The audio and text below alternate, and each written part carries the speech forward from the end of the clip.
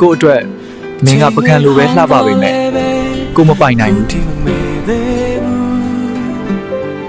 အချစ်ဆိုတာပိုင်ဆိုင်ဖို့မဟုတ်ဘူးမှတ်မိနေဖို့ပဲ ရင်မအမြဲတမ်းတွင်နေမဟုတ်ခဲ့ဘူးဆိုဒါကိုအချစ်လုံးဝမပြောတတ်သူကိုနောက်ဆုံးထွက်သက်တီမင်းရဲ့ရတဲ့များလဲရင်နဲ့ဆွဲလိုက်မောသူ